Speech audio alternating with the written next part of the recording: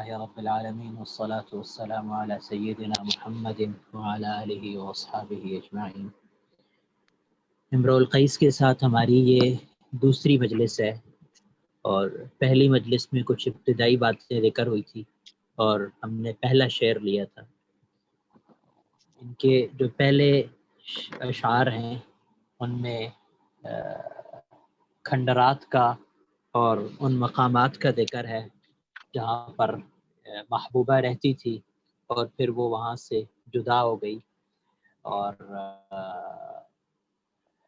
اس کو ذکر الدیار عربی میں کہا جاتا ہے، یعنی گھروں کا، منزل کا، محبوب کی جگہ کا جہاں وہ رہتی تھی اس کو یاد کرنا اور اس کو یاد کر کے آنسو بہانا۔ قفا نبکی من ذکرى حبیب ومنزلی بسقط اللواء بین الدخول فحوملی فتوضح فالمقرات لم يعف رسمها لما نسجتها من جنوب وشمال ترى بعر الآرام في عرصاتها وقيعانها كأنه حب فلفل كأني غداة البين يوم تحمل لدى سمرات الحي ناقف حنظلي وقوفا بها صحبي علي مطيهم يقولون لا تهلك أسا وتجملي وإن شفائي عبرة مهراقة فهل عند رسم دارس من معول۔ پہلا شعر ہے قفا نبت کی، اپنے دو دوستوں سے امرؤ القیس خطاب کر رہا ہے یا ایک سے خطاب کر رہا ہے اور تثنیہ کا صیغہ استعمال کیا ہے۔ اے میرے دوستو رک جاؤ، کیوں روکیں؟ نب کی، ہم مل کر روتے ہیں۔ من ذکرى حبیب، من سبب کے لیے ہے کہ ہم کیوں روئیں، من ذکرى حبیب، دوست کو یاد کر کے اور اس کے گھر کو یاد کر کے روئیں۔ یہ جملہ بتا رہا ہے کہ امرؤ القیس انتہائی پریشانی کے عالم میں ہے، اور بغیر کسی تمہید کے اس نے فوراً سے ہی رونا شروع کیا، اور خود تنہا نہیں رویا بلکہ باقیوں کو بھی، اپنے ساتھ جو اس کے دوست تھے ان کو بھی اس رونے میں شامل کیا۔ عام طور پر مصیبت جب دو پر چلی جائے، زیادہ پر ہو جائے تو مصیبت ہلکی ہو جاتی ہے۔ کسی ایک پر غم ہو، دوسرے لوگ بھی ان کے ساتھ مل کر رونا شروع کر دیں تو غم ہلکا ہو جاتا ہے۔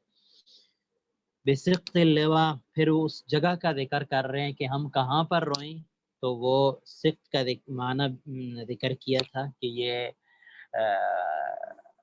کنارے کے لیے استعمال ہوتا ہے۔ اللواء ریت کا ٹیلا، بین الدخول فحومل، یہ دونوں جگہ کے نام ہیں۔ دخول اور حومل کے درمیان ریت کے ٹیلے کے کنارے پر، اور یہ میں نے ذکر کیا تھا کہ یہ اس لیے کہا کہ عرب اپنے گھر اسی طرح بنایا کرتے تھے، وہ ایک جگہ نہیں رہتے تھے، وہ مختلف علاقوں میں پھرتے رہتے تھے جہاں پانی ان کو اچھا ملے۔ صحرا ہوتا تھا، وہاں پر یہ چیزیں بہت کم ہوتی تھی، پانی اور سبزہ، تو جہاں پر ان کو کسی حد تک یہ چیزیں جانور کی اور اپنی سہولت کے لیے ایک علاقہ مل جائے تو وہاں پر وہ قیام پذیر ہو جاتے تھے۔ پھر اس علاقے کو چھوڑ کر جب وہاں پر سہولیات ختم ہو جائیں اس دور کے مطابق دوسری جگہ پر چلے جاتے تھے۔ تو جہاں پر امرؤ القیس نے اپنی محبوبہ سے تعلق قائم کیا تھا، جہاں پر وہ ساتھ رہے، اکٹھے رہے اور ان کا تعلق قائم ہوا، اس جگہ کا نام دخول اور حومل اور توضح اور مقرات کے درمیانی جگہ ہے۔ پھر اس جگہ کا محل وقوع کے ساتھ ساتھ اس نے اس کا ایک جغرافیائی چیز بھی بیان کر دی کہ وہ ریت کے کنارے کے ساتھ ریت کا ٹیلا ہے اور اس کے کنارے کے ساتھ بالکل جڑا ہوا اس کا گھر ہے۔ تو ہم اس گھر پر جا کر روتے ہیں۔ اس پر میں نے ذکر کیا تھا کہ دخول، حومل، توضح اور مقرات، یہ چاروں اطراف گھر کے ذکر کر دیے کہ ہم ہر طرف جا کے روتے ہیں۔ ایک گھر کے سامنے کی جانب رکتے ہیں، یہاں پر روتے ہیں محبوب کو یاد کر کے، پھر اس کا گھر یاد کر کے، پھر دوسری جانب، پھر تیسری، اور پھر اس طرح چوتھی جانب جا کر ہم اپنے محبوب کی یاد میں آنسو بہاتے ہیں۔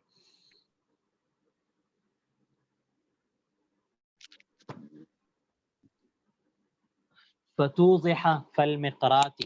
لم يعف رسمها، یہ عفا یعفو اس کا معنی ہوتا ہے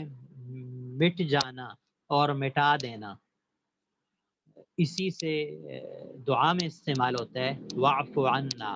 یا اللہ ہمیں معاف کر دے، یعنی ہمارے گناہوں کو مٹا دے۔ عفا یعفو مٹا دینا،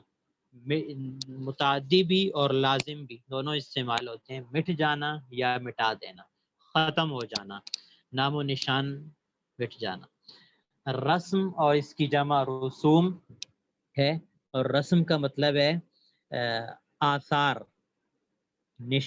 نشانیاں، علامات۔ ارسم بھی اس کی جمع آتی ہے، گھر کی نشانیاں، گھر کی علامات۔ اور عرب دنیا کے جو گھر ہوتے تھے ان کے نشانات اور علامات کیا ہوتے ہوں گے؟ وہی جو چھوٹا سا گھر ہو، اس میں خیمہ لگا ہوا ہو، اس میں پکانے کے لیے جو پتھر تین لگائے جاتے ہیں، اس کے اوپر ہنڈیاں رکھی جاتی ہے، اس طرح کے نشانات۔ اسی طرح گھر کے باہر ایک نالی بنائی جاتی تھی، اس طرح کے نشانات، جیسے زہیر نے نشانات کا ذکر کیا ہے، آگے ان کے قصیدے میں واضح طور پر کچھ نشانات کا، علامات کا ذکر ہوگا۔ عفا یعفو مٹ جانا، لم آ گیا تو نہ مٹنا، رسمها اس کے علامات، اس گھر کی نشانیاں ابھی تک نہیں مٹی۔ لم یعفو رسمها، گھر کی علامات اور گھر کی نشانیاں ابھی تک نہیں مٹی۔ اب اس سے کئی معنی لیے جا سکتے ہیں۔ اگر اگلے مصرے سے پہلے ہم اس میں غور کریں تو یہ کہا جا سکتا ہے کہ شاید محبوبہ کے گئے ہوئے ابھی تھوڑا وقت گزرا ہے، اس وجہ سے گھر کے نشانات نہیں مٹے۔ اگلے مصرے میں اس کی نفی کر دی ہے کہ نہیں، ایسی بات نہیں ہے، بلکہ نشانات نہ مٹنے کی وجہ کوئی اور ہے۔ عام طور پر عرب دنیا میں جو گھر بنائے جاتے تھے ان کے آثار اور نشانات بارش کے ذریعے سے مٹتے تھے، اسی طرح ہوا چلنے سے اور آندھی طوفان وغیرہ سے وقت گزرتا تھا تو آہستہ آہستہ وہی گھر جہاں پر لوگ رہتے تھے، جہاں پر عشق و محبت کی فضا قائم ہوئی تھی، جہاں ملتے تھے، بیٹھتے تھے، باتیں کرتے تھے، وہ ساری چیزیں مٹ جاتی ہیں۔ پھر جب آدمی اس جگہ پر جاتا ہے تو ایک غیر معمولی قسم کی کیفیت ہوتی ہے عشق اور محبت کی دنیا میں، آدمی کو شدید پریشانی ہوتی ہے۔ اگر نشانات مٹ جائیں تو پھر پریشانی کم ہوتی ہے، نشانات نہ مٹے تو پھر پریشانی زیادہ ہوتی ہے۔ شاید اس کا تجربہ بھی ہوا ہو، ہمارے ہاں زیادہ تر لوگوں کا انتقال ہو جائے، ان کے چھوٹے بچے ہوتے ہیں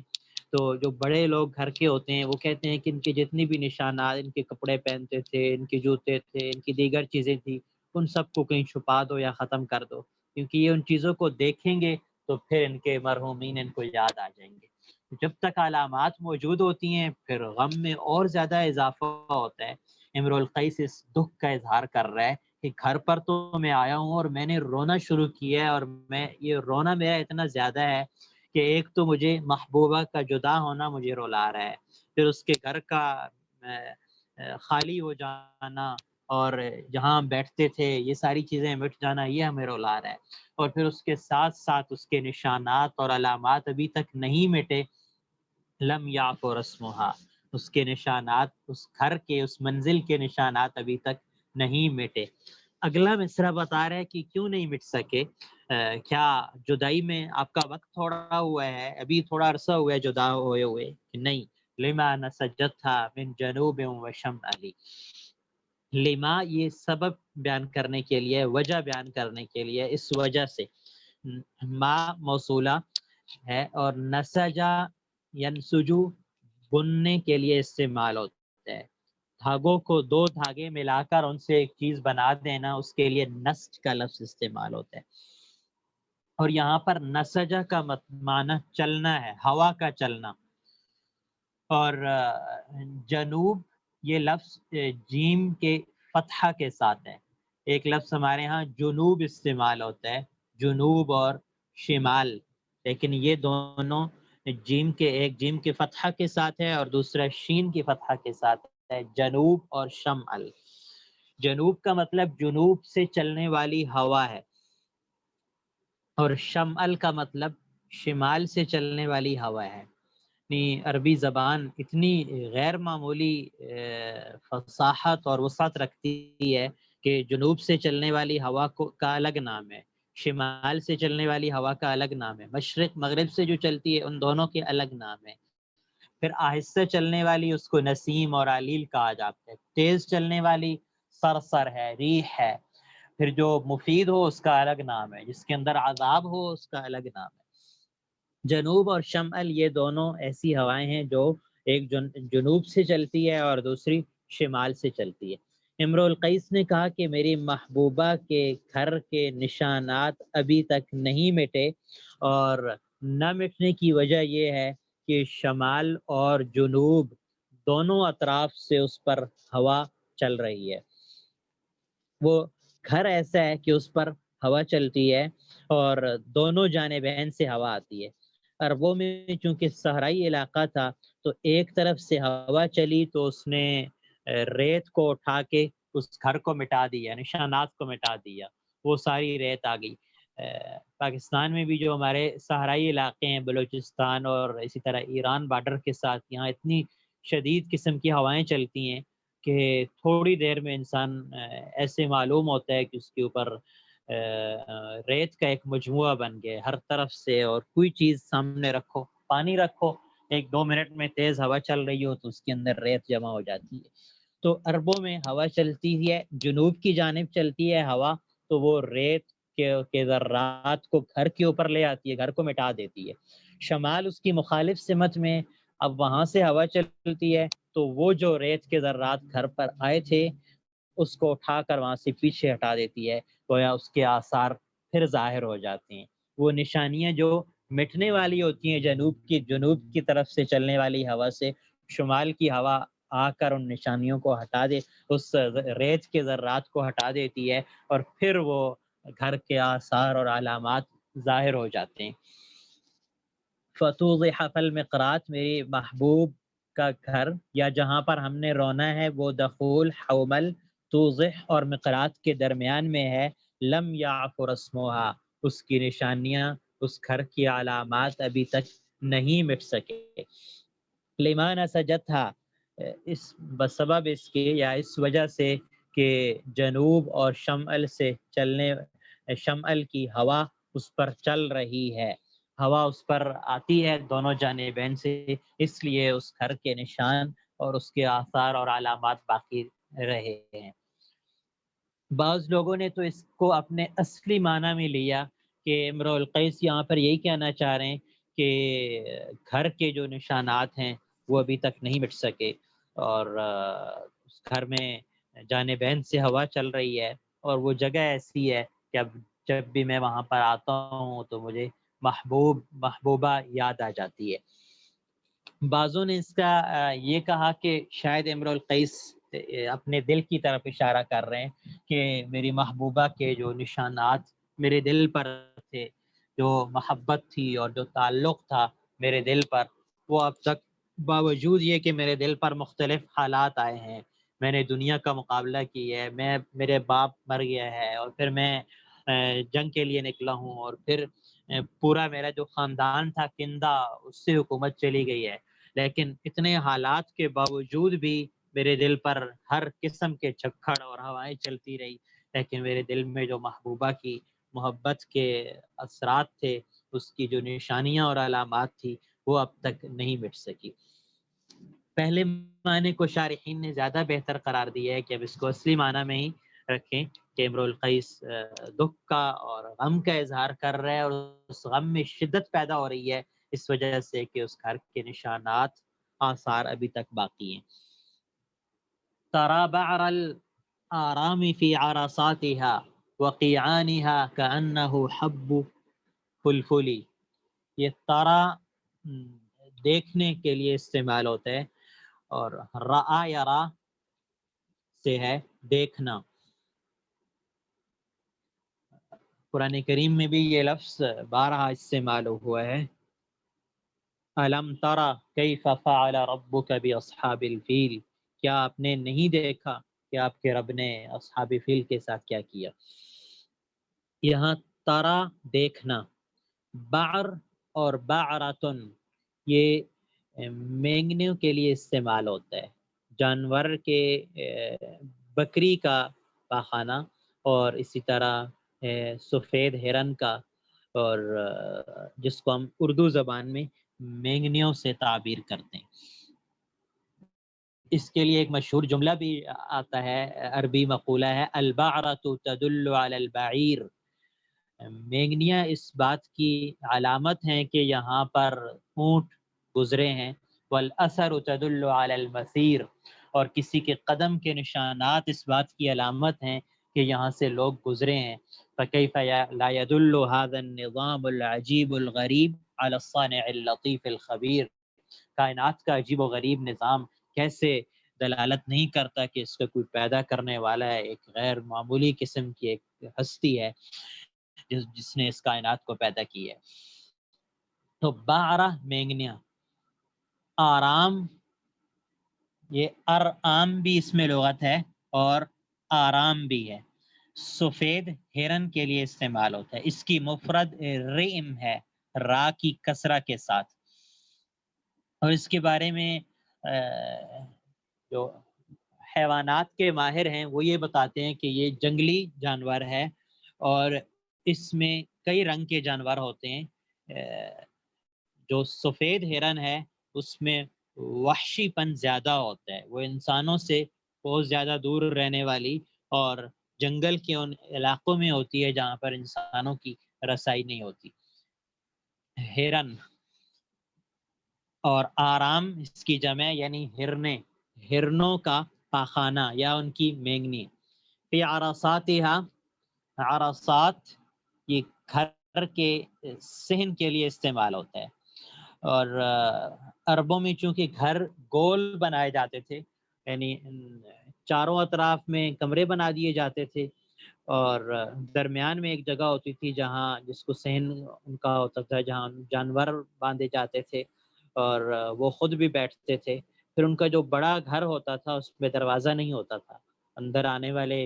لوگ بغیر دروازے کے اندر آتے تھے، اور پھر ہر ایک کا جو اندر کمرے بنائے جاتے تھے ان کو دروازوں کے ذریعے سے بند کیا جاتا تھا۔ تو گھر کا جو درمیانی حصہ، کمرے کے جو باہر کا حصہ ہے، کمروں کے باہر کا حصہ، صحن جیسے ہم کہتے ہیں، وہ عرصات ہے، اور قیعان اس سے آگے بڑھ کے گھر کے باہر کی وہ زمین جہاں پر جانوروں کو باندھا جاتا ہے، یا اس سے مراد باہر کی وہ زمین ہے جو گھر کی چار دیواری سے باہر ہے۔ قیعان ویسے لغوی طور پر ہموار زمین کے لیے استعمال ہوتا ہے، اور وقیعانہا، عرصات گھر کا صحن اور قیعان ہموار زمین۔ کأنہ یہاں پر تشبیہ کے لیے آیا، گویا کہ حب فلفلی، حبن، اور اس کی مفرد حبتن ہے، حبتن دانے کو کہتے ہیں۔ قرآن کریم میں بھی یہ لفظ استعمال ہوا ہے،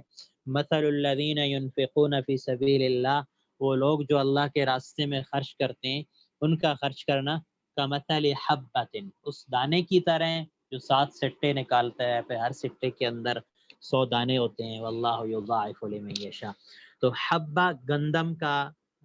دانہ، اسی طرح جو کا دانہ، دانے کے لیے یہ لفظ استعمال ہوتا ہے۔ فل اس میں 2 لغات ہیں، فل بھی پڑھتے ہیں فا کی کسرہ کے ساتھ، اور فا کی ضمہ کے ساتھ بھی ہے، فل اور فل، اور زیادہ فصیح استعمال اس کا فل ہے۔ فل مرچ کو کہا جاتا ہے، مرچ، اور اس سے مراد کالی مرچ ہے، کیونکہ دانے کالی مرچ کے ہوتے ہیں، جہاں پر امرؤ القیس تشبیہ دینا چاہ رہے ہیں۔ ترابع الارامی، آپ اس گھر کے صحن میں اور اس کی ہموار زمین میں، عرصاتہا وقیعانہا کا ترجمہ پہلے کر لیں آپ، اس گھر کے صحرا، اس گھر کے صحن اور اس کی ہموار زمین میں دیکھیں گے سفید ہرنوں کی مینگنیاں، کأنہ حب فلفلی، وہ مینگنیاں ایسے ہیں جیسے کالی مرچ کے دانے ہوتے ہیں۔ کالی مرچ عام طور پر پیسی ہوئی استعمال کی جاتی ہے، اس کے دانے جب نکال کر پلیٹ میں ڈال دیے جائیں، ایک وہ منظر ہے، اور دوسری طرف جانور جو پخانہ کر دیتے ہیں، اور بالخصوص جو مینگنیوں کی شکل میں ہے وہ منظر ہے۔ ان دونوں مناظر کو امرؤ القیس آپس میں تشبیہ دے رہے ہیں۔ بات تو مجموعی طور پر وہ اس شعر میں یہ بتانا چاہتے ہیں کہ اس گھر کی وحشت اور تنہائی کی طرف اشارہ کر رہے ہیں کہ محبوبہ کے گئے ہوئے بڑا عرصہ گزر چکا ہے،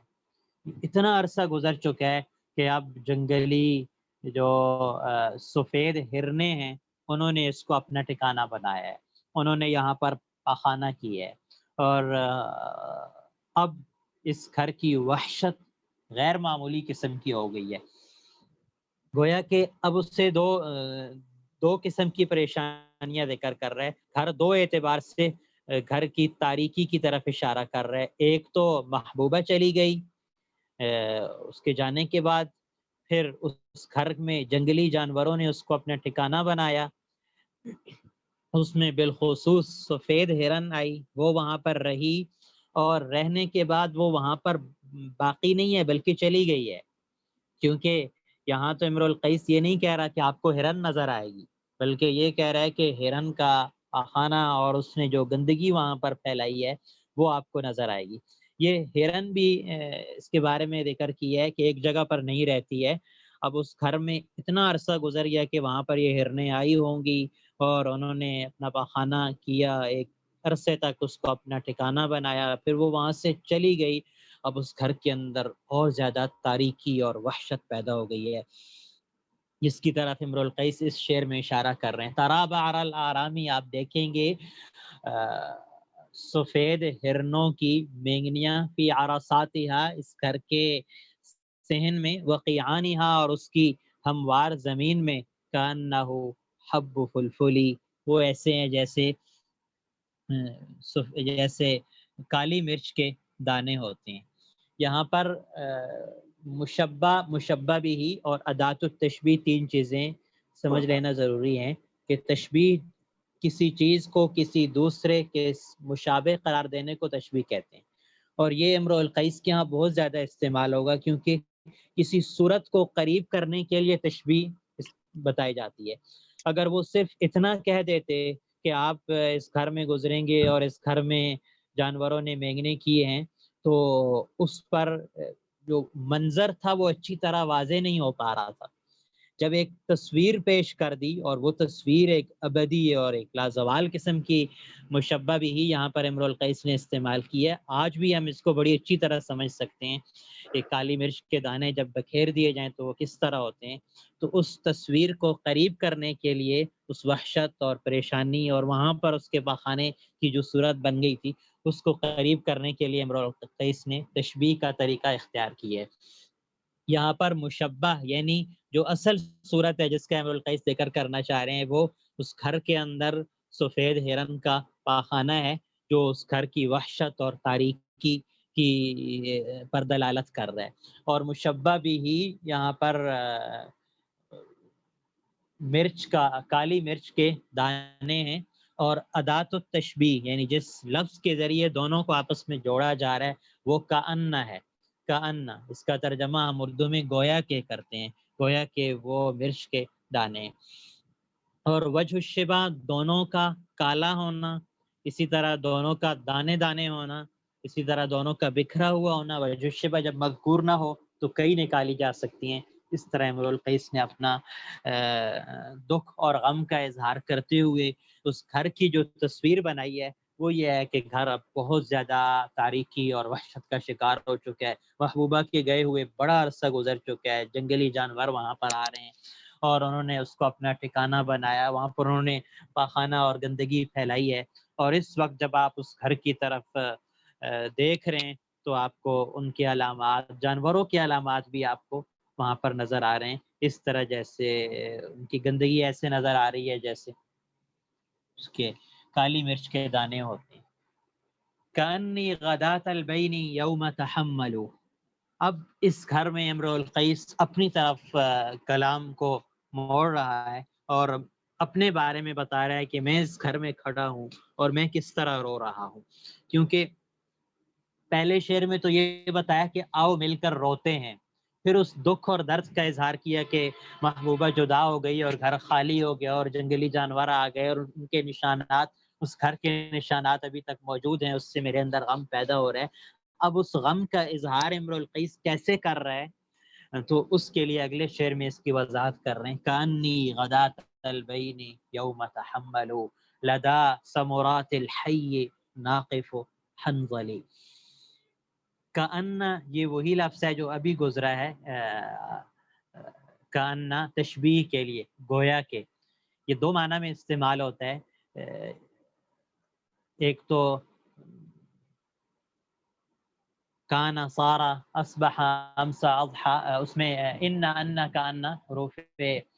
مشبہ بالفعل ہیں، یہ ان واخواتها حروف مشبہ بالفعل دوسرے ہیں، ان واخواتها اس کو عربی میں کہا جاتا ہے، اس میں یہ آتا ہے، لیکن اس کے دو معنی ہوتے ہیں، بعض اوقات تشبیہ کا معنی دیتا ہے، بعض اوقات تشبیہ کا معنی نہیں دیتا، لیکن یہاں دونوں جگہ یہ تشبیہ کا معنی دے رہے ہیں۔ کأن گویا کہ میں، غدات البین، غدات صبح کے وقت کے لیے استعمال ہوتا ہے، اور غدوتن بھی اسی سے ہے، حدیث میں آتا ہے لغدوۃ فی سبیل اللہ، اللہ کے راستے کی ایک صبح یا ایک شام دنیا اور جو کچھ دنیا میں ہے اس سے بہتر ہے۔ اسی طرح جو جنا حدیث میں صبح شام کے اوراد آئے ہیں، دعائیں آئی ہیں، تو اس میں بھی غدات کا لفظ استعمال ہوا ہے، اور قرآن کریم میں بھی اس لفظ کا استعمال ہے، صبح کا وقت، یعنی جب دن کا بالکل پہلا حصہ، جب دن طلوع ہو جائے تو اس کا پہلا حصہ، اور بین، یہ بانا یبینو سے مصدر ہے بینن، اور بانا یبینو کا مطلب جدا ہونا ہے، اسی سے طلاق کی ایک قسم ہے جس کو طلاق بائن کہا جاتا ہے، طلاق ایک رجعی ہوتی ہے اور اس کے زیادہ طاقتور طلاق بائن ہوتی ہے جس میں جدائی مکمل طور پر ہو جاتی ہے، تو بانا یبینو کا مطلب جدا ہونا۔ غدات البین، جدائی والی صبح، یعنی وہ دن جب ہم جدا ہو رہے تھے اس دن کی صبح، یوم تحملو، یوم دن کے لیے استعمال ہوتا ہے، اور تحمل یتحملو سفر کرنا، حمل یحمل سے ہے، تفاعل کا صیغہ ہے، اٹھانا، بوجھ اٹھانا، اور یہاں پر سفر کے معنی میں ہے کہ ان لوگوں نے میری محبوبہ اور اس کے ساتھ وہ جس قافلے میں روانہ ہو رہی تھی، جا رہی تھی، ان سب نے اپنا سامان اپنی سواریوں پر رکھا ہوا تھا اور وہ جا رہے تھے، یوم تحملو جس دن وہ سفر کر رہے تھے، جا رہے تھے، لدا ثمرات الحی، لدا عندہ پاس کے معنی میں، ثمرات یہ ایک درخت ہے اور اس کا اردو میں مختلف ترجمے کیے گئے ہیں، بعضوں نے کہا ببول کا درخت اور بعضوں نے کیکر کا درخت بھی مراد لی ہے، ثمراتن اس کی مفرد ہے اور ثمرات اس کی جمع ہے، بہت سارے کیکر کے درخت یا ببول کے درخت، حی یہ محلے کے لیے استعمال ہوتا ہے آج کل کے دور میں بھی، اور ماضی میں کہتے ہیں جہاں پر تقریباً 100 گھر ہوں اس کے لیے حی کا لفظ استعمال ہوتا ہے، اور یہ سلام کرنے میں اس کا جو فعل ہے وہ سلام کے لیے استعمال ہوتا ہے، قرآن کریم میں اذا حییتم بتحیۃ، جب تمہیں سلام کیا جائے، فحیوا باحسن منہا، تو تم اس سے بہتر اس کا جواب دو، یہاں پر حی محلہ، علاقہ، گھر، جہاں پر چند گھر ہوں اور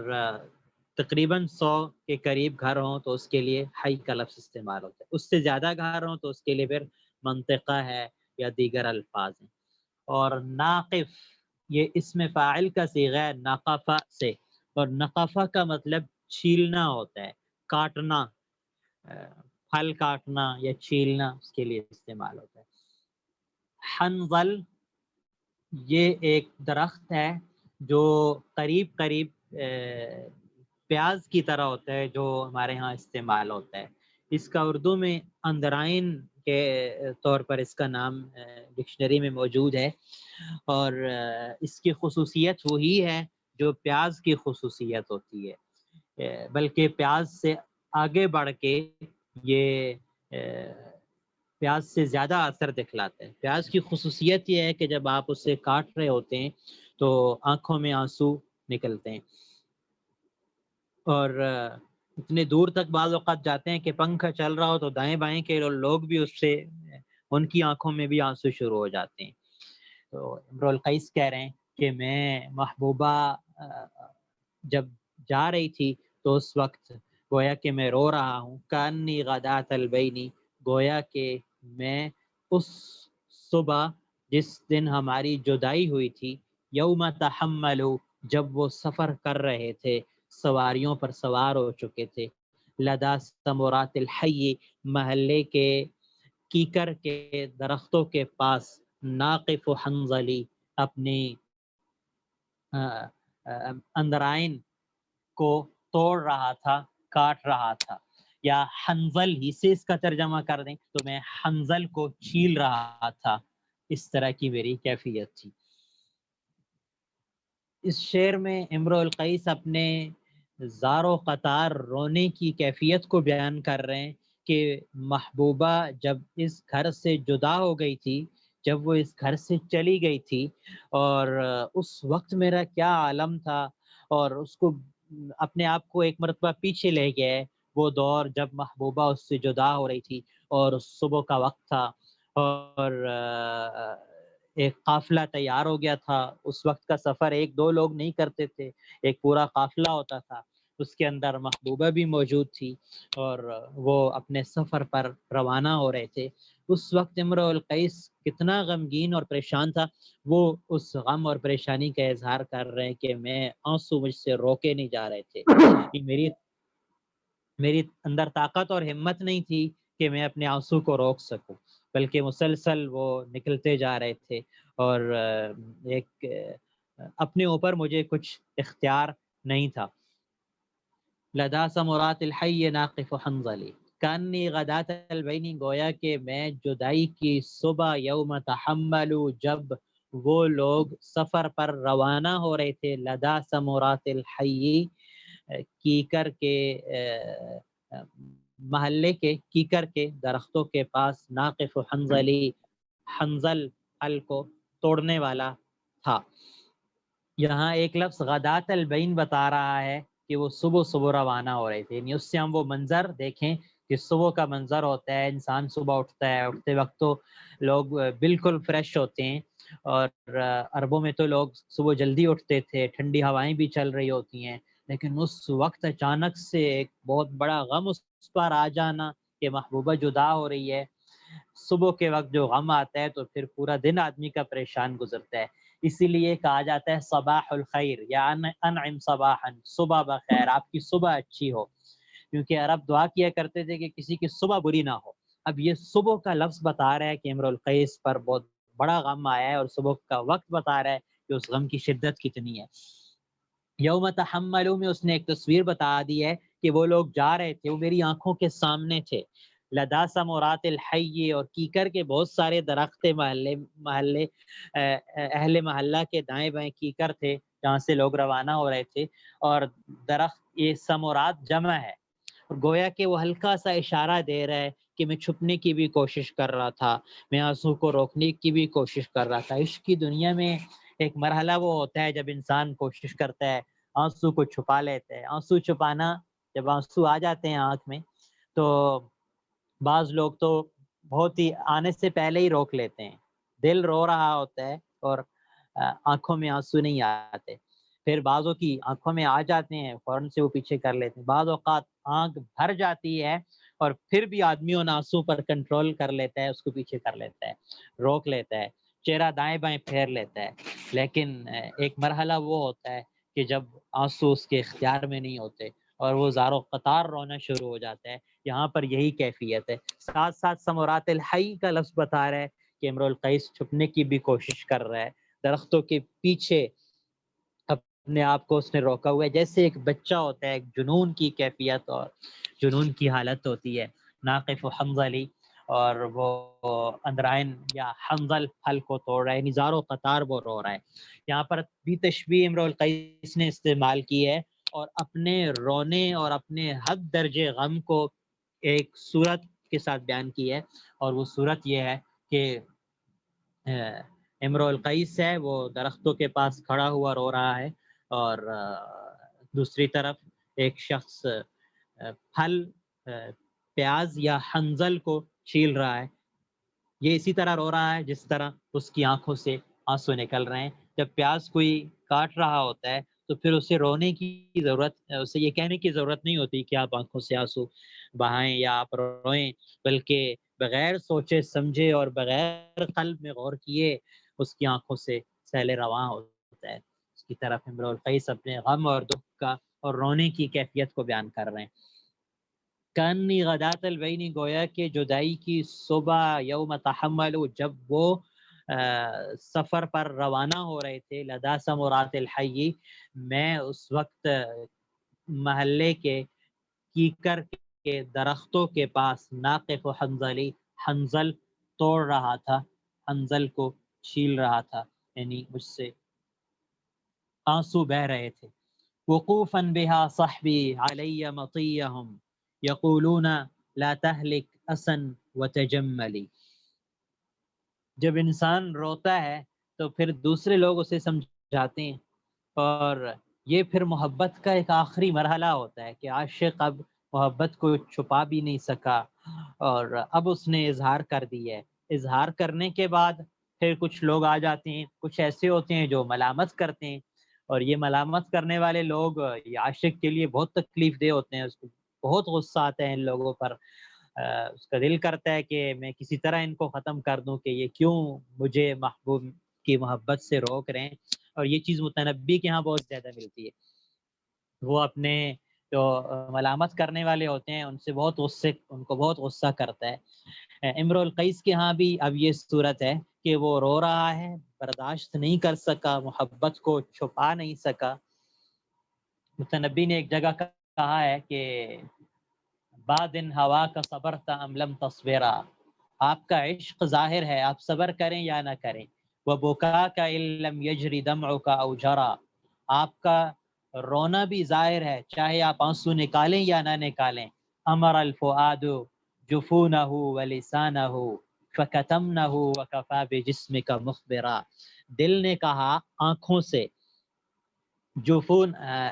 امر الفؤاد جفونہ ولسانہ، اور زبان سے کہا دیکھو محبت کا راز رکھنا، کسی کو نہیں بتانا، آنکھوں سے کہا رونا نہیں ورنہ محبت ظاہر ہو جائے گی، زبان سے کہا بس گلا شکوہ نہیں کرنا، خاموش رہنا، کسی کو محبت کا پتہ نہ چلے۔ فکتمنہ، زبان نے بھی خاموشی اختیار کر لی، آنسو نے بھی آنکھ نے بھی رونے سے احتراز کیا۔ وکفا بجسم کا مخبرا، متنبی کہہ رہے ہیں لیکن آپ کا جسم پورا سراپا عشق بن گیا، آپ کے جسم میں غم اور کیفیت اور چہرے کا تبدیل ہو جانا، زرد ہو جانا اور بالوں کا بکھر جانا اور کھانے کا اور سونے سے اجتناب کرنا، یہ ساری کیفیت نے ہمیں بتا دی ہے آپ کے پورے جسم نے کہ آپ عاشق ہیں۔ یہاں پر امرؤ القیس اس عشق کے عالم میں ہے اور رو رہا ہے، اور اس رونے کو اس نے ایک تشبیہ سے بیان کیا۔ اب اس کے دائیں بائیں لوگ جو ہیں انہوں نے اپنی سواریوں کو روک دی ہے اور روک کر امرؤ القیس کو تسلی دے رہے ہیں۔ وقوفاً بہا، یہ ابھی گزر چکا ہے، وقفہ فعل گزرا ہے، لازم بھی استعمال ہوتا ہے اور متعدی بھی، اور یہاں پر متعدی استعمال ہوئے۔ وقوفاً بہا، یہ حال ہے، صحبی میرے ساتھی، میرے ساتھی، بہا یہ ہا ضمیر منزل کی طرف لوٹ رہی ہے جو محبوبہ کا گھر ہے، یا دخول، حومل، توضح اور مقراض کے درمیان کی جو جگہ ہے، وہاں پر میرے ساتھیوں نے علیہ مطیہم، میرے قریب آ کے اپنی سواریوں کو روک دیا ہے۔ اس کا رونا کوئی اتنا ہلکا درجے کا رونا نہیں تھا کہ وہ خود ہی روتا رہے اور کسی پر اس کا اثر نہ ہو، بلکہ جب محبوبہ اس سے جدا ہو رہی تھی تو اس کا رونا اتنا خطرناک تھا کہ لوگ بھی اس پر پریشان ہو رہے تھے اور اس کے غم میں اس کے ساتھ شریک ہو رہے تھے، اور لوگ اپنی سواریاں روک کے اس کے پاس آ رہے تھے۔ وقوفاً بها صحبی، اس جگہ پر میرے ساتھیوں نے اپنی سواریوں کو روکا ہے۔ علیہ مطیہم، علیہ یعنی میرے قریب، یہ لفظ بتا رہا ہے کہ میرے لیے ہی آ کے انہوں نے اپنی سواریوں کو روک لی ہے۔ اب یہ ممکن ہے کہ وہ قافلہ روانہ ہو گیا ہو جس میں اس کی محبوبہ تھی، اور پیچھے کوئی اور لوگ ہوں یا محلے کے اور لوگ ہوں جو جا رہے ہوں اپنی سواریوں پہ، وہ رک گئے ہوں، اور یہ بھی ممکن ہے کہ وہی قافلہ جس کے اندر اس کی محبوبہ موجود ہے وہی قافلہ رک گیا ہو۔ اور ظاہر سی بات ہے کہ عربوں میں ایسے تو نہیں تھا کہ اتنی ہی آزادی بھی نہیں تھی جیسے ہمارے ہاں بعض ملکوں میں ہو گئی ہے، تو سب کے سامنے تو محبوبہ اس سے کچھ نہیں کہہ سکتی۔ اس قافلے کے اندر محبوبہ موجود ہو اور باقی جو لوگ ہوں وہ اسے تسلی دے رہے ہوں۔ ہمارے ہاں گاڑیوں پہ لکھا ہوتا ہے، جب گاڑی کے پیچھے لکھا ہوتا ہے کہ باقی بات فون پر کریں گے، پنجابی میں لکھا ہوتا ہے، کیونکہ جب انسان سفر پہ جا رہا ہوتا ہے تو ماضی میں تو فون بھی نہیں ہوتے تھے، اور پھر خط و کتابت کے مسائل بھی، تو وہ ایک جدائی، بہت تکلیف دہ جدائی ہوتی تھی۔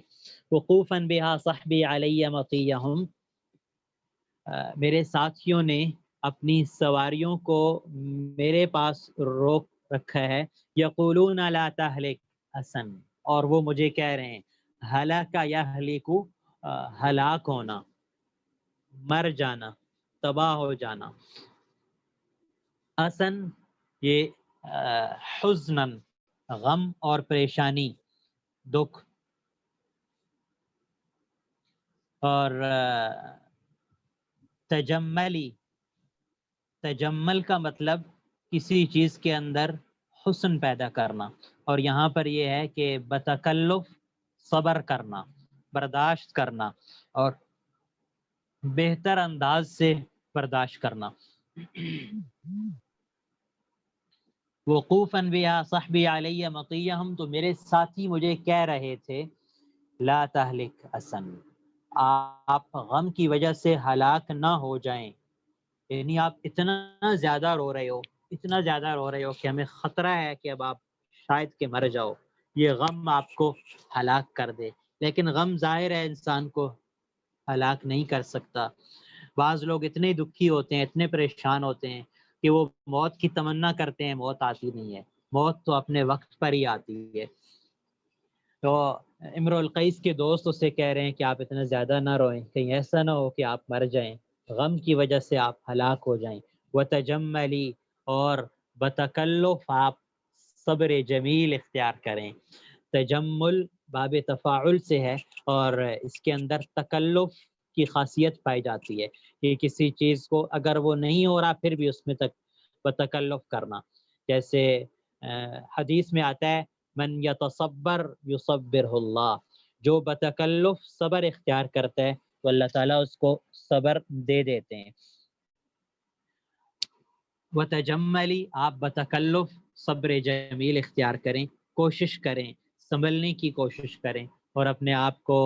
اس غم کے اندر ہلاک نہ کر دیں۔ وقوفاً بها صحبی علی مطیہم یقولون لا تہلک حسن وتجملی، یہاں پر امرؤ القیس نے وہی اپنے جو رونے کا اظہار ہے، جو رو رہا تھا، اس کیفیت کو بیان کی ہے کہ وہ میرا رونا اتنا زیادہ تھا کہ لوگوں کو مجھ پر ترس آ رہا تھا، اور لوگ اپنی سواریاں مجھ پر میرے پاس آ کے روک رہے تھے، اور پھر وہ ساتھ ساتھ مجھے ترغیب دے رہے تھے کہ آپ برداشت کریں اور آپ صبر جمیل بتکلف صبر اختیار کریں، اللہ بہتر کرے گا، آپ کو اس کا بہتر بدلہ مل جائے گا۔ لوگ مجھے سمجھانے کی کوشش کر رہے تھے۔ وَإِنَّ شِفَائِي عَبْرَةٌ مُحْرَاقَةٌ فَهَلْ عِنْدَ رَسْمٍ دَارِسٍ مِّن مُعَوَّلِ، شفا، یہ شفا کا مطلب بیماری کو ختم کرنا، بیماری کا زائل ہو جانا، شفا مل جانا۔ اردو میں بھی یہی لفظ استعمال ہوتا ہے، میری شفا یابی، میری صحت۔ عبراتن، آنسو، اور اس کی جمع عبرات ہے۔ اس کے بعد اس کی صفت ہے محراقتن، بہنے والا۔ یہ اراقہ یریقو سے ہے پھر اس کو احراقہ یحریق کر دیا، اور پھر اس میں تعلیل، صرفی تعلیل کے ذریعے اس کو تبدیل کیا کہ محراقتن ہو گیا، اور اس کا مطلب بہنے والے، عبرتن آنسو، محراقتن بہنے والے آنسو۔ فہل عند رسم، پہلے مصرے میں وہ یہ کہہ رہے ہیں وَإِنَّ شِفَائِي عَبْرَةٌ مُحَرَّقَةٌ، گویا کہ یہ اس کا جواب ہے جو ان کے دوست امرؤ القیس کو کہہ رہے تھے لا تہلک حسن، آپ غم کی وجہ سے اپنے آپ کو ہلاک نہ کریں اور صبر اختیار کریں۔ وہ یہ کہہ رہے تھے امرؤ القیس کو کہ آپ اتنا زیادہ نہ روئیں، تو اس کا امرؤ القیس جواب دے رہے ہیں وَإِنَّ شِفَائِي عَبْرَةٌ مُحَرَّقَةٌ، میری شفا تو یہی ہے کہ میں اپنے آنسو بہاؤں، یعنی عاشق کے سوا اب اور کوئی چیز نہیں ہوتی کہ جس پر وہ اپنی محبت کو ختم کر سکے۔ محبت کو ختم کرنے کے لیے اس پر اس کے پاس اور کوئی چیز نہیں ہوتی، وصال تو ویسے ہی نہیں ہو رہا ہوتا، اب یہی ہوتا ہے کہ وہ تنہائی میں بیٹھے اور بیٹھ کر روتا رہے۔ غالباً اردو میں بھی ایک شعر تھا، مجھے اس کا صحیح طرح یاد نہیں آ رہا، کہ اس کے الفاظ کچھ اس طرح تھے کوئی نہیں جو مجھے محبوب سے ملا دے۔ تو کسی شاعر نے یہ شعر کہا تھا، غالباً حکیم اختر صاحب نے اپنی مجلس میں یہ بیان کیا تھا، تو دوسرا مصرع اس سے نہیں بن رہا تھا، تو مختلف لوگوں کے پاس گیا تو ایک شخص نے کہا دوسرا مصرع بنایا، اور وہ یہ تھا اے سیل رواں تو ہی مجھے ادھر بہا دے، یعنی آنسو مجھے اتنے آئیں کہ ان آنسو کا ایک سیلاب بنے اور وہ سیلاب مجھے اپنے محبوب کے پاس پہنچا دے۔ رونے کا فائدہ یہ ہوتا ہے کہ انسان کے دل کے اندر کچھ اطمینان کی کیفیت رونے کے بعد پیدا ہوتی ہے، زمانہ مرہم ہوتا ہے، آدمی روتا رہتا ہے اور آہستہ آہستہ اس کو صبر آ جاتا ہے۔ پچھلی مجلس میں بھی ذکر کیا تھا کہ رونا ایک بہت ہی اہم چیز ہوتی ہے، اللہ کی ایک بہت بڑی نعمت ہے کہ انسان جب مشکل وقت میں روتا ہے تو اس کے بعد اللہ تعالیٰ اس کے قلب میں صبر کی کیفیت پیدا کر دیتے ہیں۔ وَإِنَّ شِفَائِي عَبْرَةٌ، میری تو شفا ہی آنسو کا بہانہ ہے، عبرۃ محراقۃ، میری شفا یہ ہے کہ میں آنکھوں سے آنسو بہاتا رہوں، اور یہی میرا علاج ہے اور یہی میری عشق کی دوا ہے۔ فَهَلْ عِنْدَ رَسْمٍ دَارِسٍ مِّن مُعَوَّلِ، حل یہاں پر حمزہ یہاں پر استفہام کے لیے ہے اور استفہام انکاری ہے۔ استفہام انکار کا مطلب یہ ہوتا ہے کہ نفی کے معنی میں یہ جاتا ہے، یعنی نہیں ہے۔ استفہام انکاری اس وقت بولا جاتا ہے جب سورج نکلا ہوا ہو تو کوئی آپ سے کہے کہ کیا سورج نہیں نکلا ہوا، یہ جو استفہام ہے یہ انکاری ہے۔ یہ اس وقت بولا جاتا ہے جب جانبین کو، یعنی سننے والے، بات کرنے والوں کو اس کا اتنا یقین ہو کہ وہ سب اس بات کو مان رہے ہوں، تسلیم کر رہے ہوں، پھر بھی اس کی طرف سے غفلت ہو تو ان کو متنبہ کرنے کے لیے کہا جاتا ہے۔ حل عند رسم، رسم کا لفظ گزر چکا ہے، کھنڈرات اور نشانیاں گھر کی۔ دارسن، یہ داراسا یدرسو سے ہے، اس کا ایک معنی پڑھنے کی بھی ہوتے ہیں، اسی سے دراسا نکلا ہے، اور یہاں پر داراسا یدرسو مٹ جانا، دارس مٹنے والے، گھر کے وہ نشانیاں اور علامات جو مٹنے والی ہیں یا مٹ رہی ہیں۔ اور معول، یہ دونوں اس میں فاعل بھی ہے، اس میں مفعول بھی ہے۔ معول وہ جگہ، اولہ کا مطلب ہوتا ہے غمخواری کرنا، ساتھ دینا، اور معول وہ شخص جس کے سامنے آپ اپنے دکھ اور غم کا اظہار کر رہے ہوں اور وہ آپ کو بہلا رہا ہو، مطمئن کر رہا ہو۔ معول وہ جگہ جس پر آپ اپنے دکھ اور غم کا اظہار کریں اور اس کے نتیجے میں آپ کو کچھ فائدہ حاصل ہو جائے۔ حل عند رسم، کہ نہیں ہے ان مٹے ہوئے نشانات کے پاس، من معولی کوئی بھی ایسا شخص جو میری ٹھارس باندھ سکے، جو مجھے سنبھال سکے اور جو میری غمخواری کر سکے، مجھے سمجھا سکے۔ پہلے مصرے میں تو اس نے یہ کہا کہ میرا رونا، شفا میرے رونے کے اندر ہی ہے، پھر اس نے سوچا کہ رونا اگر محبوبہ کے سامنے ہو پھر کیا رونا ہوتا ہے، کہ جب جانبین سے آنسو نکل آتے ہیں تو پھر بڑے بڑے لوگ اس میں گر جاتے ہیں۔ اور جریر نے کہا تھا یسرعن ذا اللب حتی لا حراک به، یہ اپنے آنسو کے ذریعے بڑے بڑے لوگوں کو گرا دیتی ہے، اس کے اندر اٹھنے کی طاقت نہیں رہتی عورتوں کے بارے میں۔ اسی طرح مرد بھی جب جانبین سے ایک دوسرے کو روتے ہوئے دیکھتے ہیں تو پھر محبت میں بھی قربت پیدا ہو جاتی ہے۔ امرؤ القیس سوچ رہا ہے کہ اب مجھے رونے کا بھی فائدہ تو کوئی نہیں ہے، اگرچہ پہلے مصرے میں کہا ان شفاء عبرۃ محراقۃ، اب علاج میرا یہی ہے کہ میں روں اور اس رونے کے نتیجے میں مجھے شفا حاصل ہو جائے، لیکن اب اس گھر میں اس کے مٹنے والے نشانات کے پاس رونے کا مجھے کوئی فائدہ نہیں ہے، اس لیے کہ یہاں پر کوئی ایسا شخص موجود نہیں ہے، معول سے مراد اس کی محبوبہ ہے، ایسا شخص موجود نہیں ہے جو مجھے سنبھال سکے، جس کے سامنے میں روتا اور وہ میرے رونے کی قدر کر سکے۔ اور یہ بڑی تکلیف ہوتی ہے جب انسان محبوبہ کو سوچتا ہے اور اس کے جانے کے کو سوچتا ہے اور پھر یہ کہتا ہے کہ کاش اس کے سامنے اب میں اکیلا رو رہا ہوں، اس کے سامنے روتا تو میرے اس رونے کی اس کے ہاں کتنی قدر ہوتی، اس کی طرف سے مجھے وصال مل سکتا تھا۔ فہل عند رسم، کہ نہیں ہے یا کیا کوئی ہے اس مٹے ہوئے نشانات، مٹنے والے نشانات کے پاس، من معولی، وہ شخص، من یہاں پر زائدہ ہے، کوئی ایسا شخص موجود ہے جو مجھے صبر دلا سکے، میرے لیے غم خواری کر سکے۔ ایک معنی یہ بھی ہو سکتا ہے کہ کوئی ایسا، امرؤ القیس اشارہ دے رہا ہے کہ اب کوئی یہاں پر ایسا شخص موجود ہے جو میرے اس عشق کو دوبارہ، کیونکہ رونے کا مقصد تو یہی ہے کہ مجھے وہ جو تعلق تھا وہ دوبارہ قائم ہو جائے، تو کوئی ایسا آدمی ہے جو اس میں غم خواری میرے ساتھ کرے، اس تعلق کو دوبارہ قائم کر دے، پھر اسی طرح محبوبہ ہو، پھر اسی طرح میں ہوں، وہی جوانی ہو اور وہی زندگی ہو۔ لیکن استفہام انکار کے لیے کہ اب ایسا کوئی شخص یہاں پر موجود نہیں ہے، جب موجود نہیں ہے تو پھر مجھے رونے کا کوئی فائدہ بھی نہیں ہے، اور یہ سوچ کے ظاہر ہے اور زیادہ رونا اسے آ رہا ہے۔ یہ جو پہلے شعر تھے،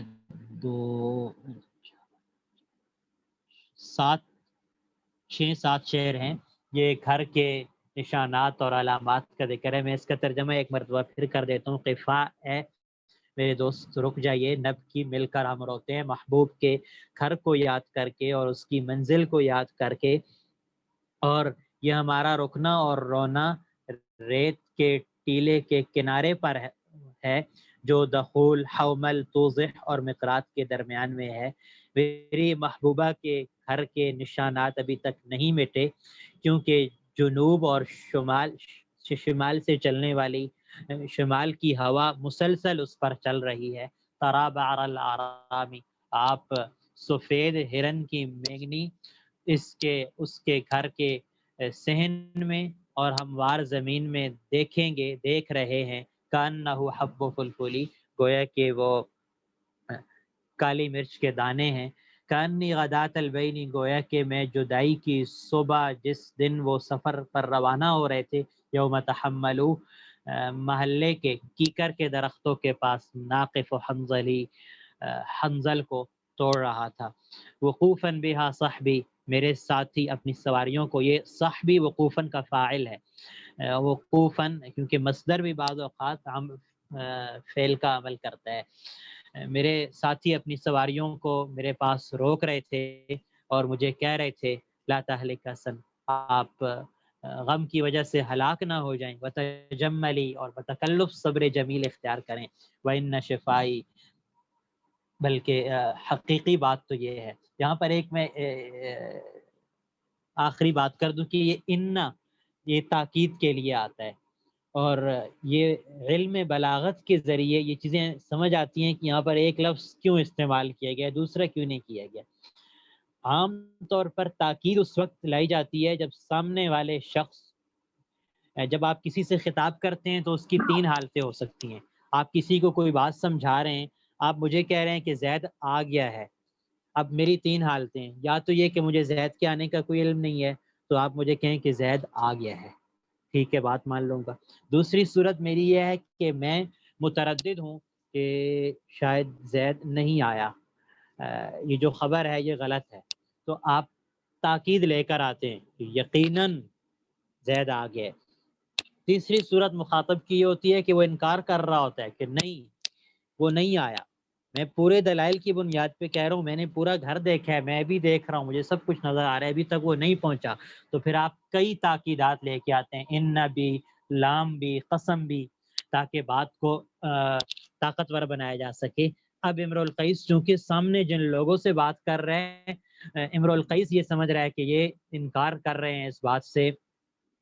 یہ سمجھ رہے ہیں کہ میرے اس رونے کا کوئی فائدہ نہیں ہے اور میرا رونا فضول ہے اور یہ میں خود اپنے آپ کو نقصان دے رہا ہوں، تو ان لوگوں کو منکر سمجھ کر امرؤ القیس نے ان کے لیے تاکید استعمال کی، ان شفائی، بے شک میری شفا، عبرۃ محراقۃ، بہنے والے آنسوں کے اندر ہے، فہل عند رسم دارس، کیا کوئی مٹے ہوئے نشانات کے پاس کوئی ایسا شخص موجود ہے جو میرے لیے غم خواری کرے۔ پہلے کہا تھا کہ اس گھر کے نشانات نہیں مٹے، لم یعف رسمها، یہاں پر کہا رسم دارس، اس کے نشانات مٹ چکے ہیں، تو اس کے لیے شارحین کہتے ہیں کہ یہاں پر یہ کہہ رہا ہے کہ اس میں فاعل ہے، اور اس میں فاعل کا مطلب یہ نہیں ہوتا کہ وہ عمل ماضی میں مکمل ہو چکا ہے، وہ یہ کہہ رہا ہے کہ وہ نشانات مٹ رہے ہیں، آہستہ آہستہ وہ نشانات مٹ رہے ہیں، اور پہلے جملے میں یہ کہا تھا کہ ابھی تک نہیں مٹے، تو ان دونوں جملوں میں کوئی تضاد نہیں ہے۔ وقت ہمارا مکمل ہو گیا ہے اور بات بھی مکمل ہو گئی ہے۔ جزاک اللہ خیر مولانا، بہت بہت شکریہ۔ انشاءاللہ تعالیٰ پھر اگلے ہفتے کی ترتیب ہماری آپ کے 4 بجے کے حساب سے ہوگی انشاءاللہ، رمضان میں، ٹھیک ہے؟ ٹھیک ہے انشاءاللہ۔